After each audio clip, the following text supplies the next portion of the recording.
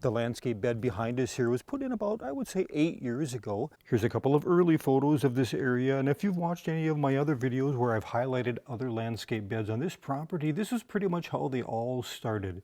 Lots of rock, lots of soil, and lots of mulch. And of course, lots of plants. And some of those plants got away from me in this area and are getting too large for their location. In this video then, I'll be working back and forth on a 1-year timeline, November to November, where we'll highlight several varieties of plants and the pruning I did to get this bed back in shape. And that's one of the benefits of shrubs. Once they get kind of out of size, out of control, maybe some dead growth in them, you can start them over, and typically on most shrubs you can go back from say even a 6 to 8 foot shrub down to in that 12-inch range. The other goal in this project, if you take a look back in the corner there, that Techni arborvitae, I no longer have that crescendo. So from our main viewing point back by our deck and our sitting area, it just kind of looks like a blunt wall, and we're missing the effect that I like to have. Let's get started first with this golden 9-bark. Pretty sure this is the Darts Gold variety, and this was originally just one shrub that I planted here. The main plant died back the second, maybe third year, but as you can see, it's suckered out, or perhaps maybe just spread out from seeding. And it's spreading too aggressively in this area, way more than I'd like.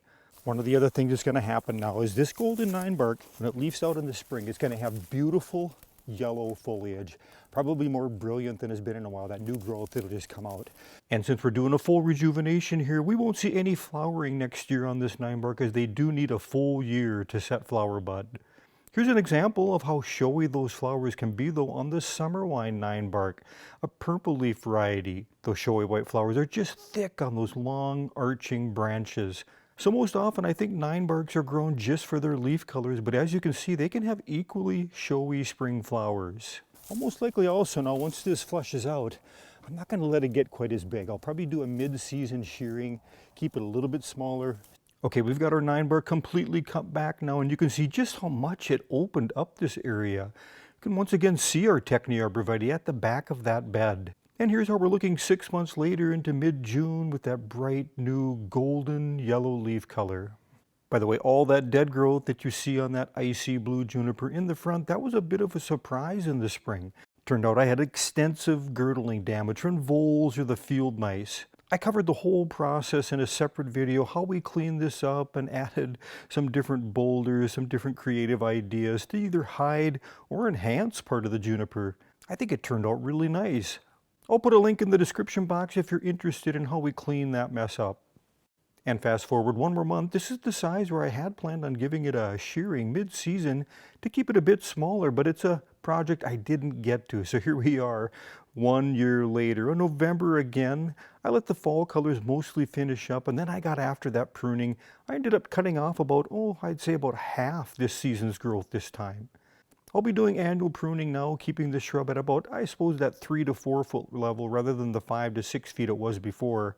I just love my Bahco Hedge shears that I'm using here. It's got a serrated edge on the inner part of the pivot point where you can really cut through some longer stems. It's just one of the best hedge shears I've ever used. Been using them for decades. And now let's take a look at the plant that's surrounding this beautiful weeping white spruce. This is a shrub called Grow Low sumac. Grow Low gets this nice red fall color that you see here. This is another shrub that's gotten a little bit bigger than I like. The sumacs have an aggressive rhizome and they can spread out quickly.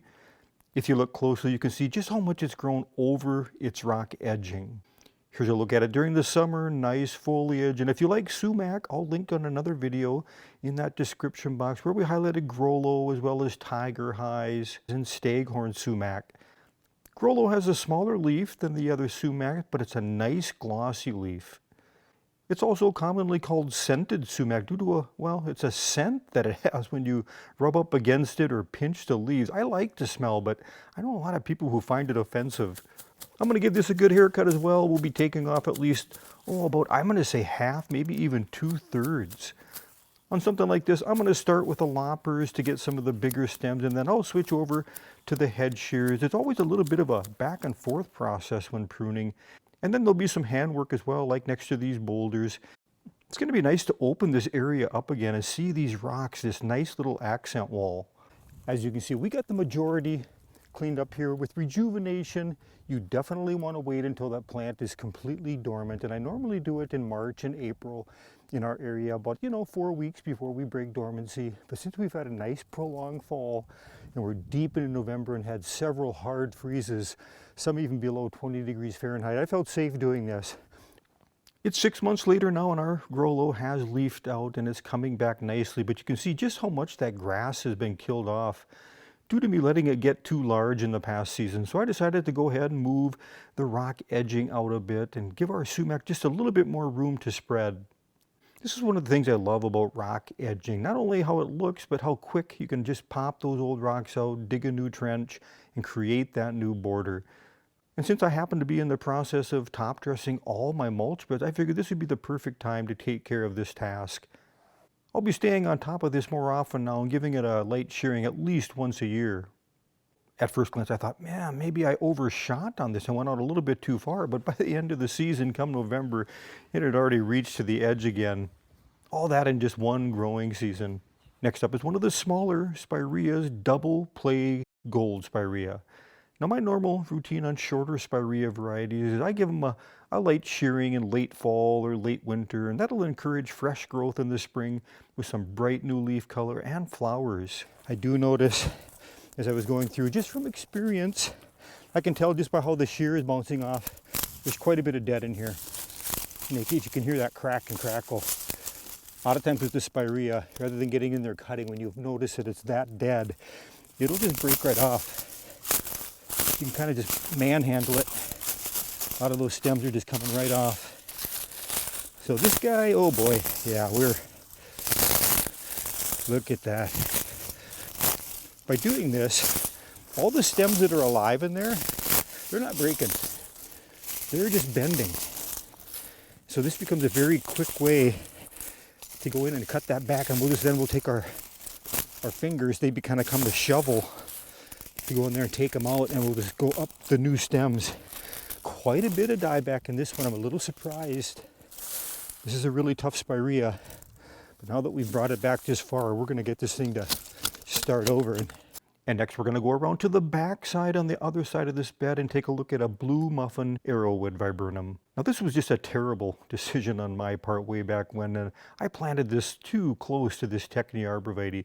So I'm going to get this cut way back, and I plan on transplanting it to a new location, hopefully this fall yet. With a good Loppers, this is a pretty easy rejuvenation. You've got nice straight stems. They're not going to be gnarled together. They're just going to come out in one big bunch.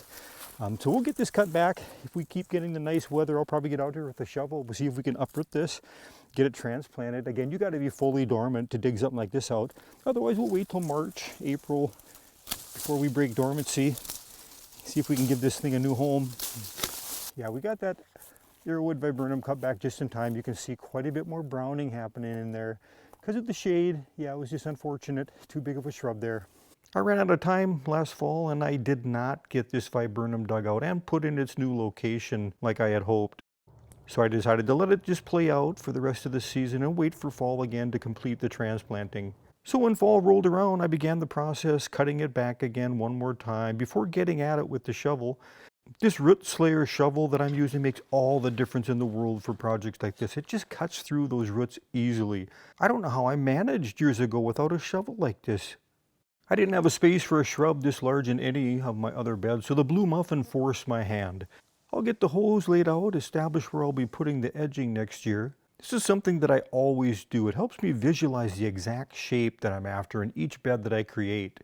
I had always meant to include this northern empress elm planted in a rock or a mulch bed like the one I'm framing out here. This is likely as far as I'll get this year, just getting this shrub transplanted in here. I'll finish up next year adding the edging, the rock, the mulch, and then new plants over the next, well, probably several seasons we'll be adding to this bed. Let's wrap this up by giving you a quick overview of this bed, how it looked mid-season, and quick mention some of the other great plant varieties growing in here. That bright yellow perennial is a Heliopsis. We cut back those dead stems last fall, same as the shrubs we were working on at that time. That bluish green upright evergreen behind it, it's a Wichita blue juniper, and up front that small purple shrub, that's a crimson ruby barberry with a globe het midget arborvitae directly behind it. The low-growing juniper is icy blue. This smaller green conifer here, this is Joe's Best bristlecone pine. Let's go ahead, let's zoom closer in to that golden ninebark foliage. This smaller purple shrub here, this is tiny wine ninebark. I also cut that way back the same time last fall. Tiny wine's a much smaller variety if you're limited on space. And here's our blue muffin viburnum that's now been transplanted out of this location into its new bed. And a look from the other side with that Techni arborvitae behind the bench and the Grollo sumac that was pruned back right off to its right there. It's flushed out nicely, and I think it just fits in there perfectly now with that expanded rock edging. The small yellow shrub in the front, that's that double play gold Spirea that was cut back after we got all those old dead stems out of there. And back over to the center of the bed, this is an espresso Kentucky coffee tree. The coffee trees, they're a unique tree that eventually it's going to have some size to it, but their bark really stands out with these deep ridges, and it's also got an interesting compound leaf with that golden yellow fall color. And just to the right, there's a prairie sentinel hackberry. It's a great columnar variety. And last but not least, back to the weeping white spruce. We'll give you a full look at it. One of my absolute favorite conifers.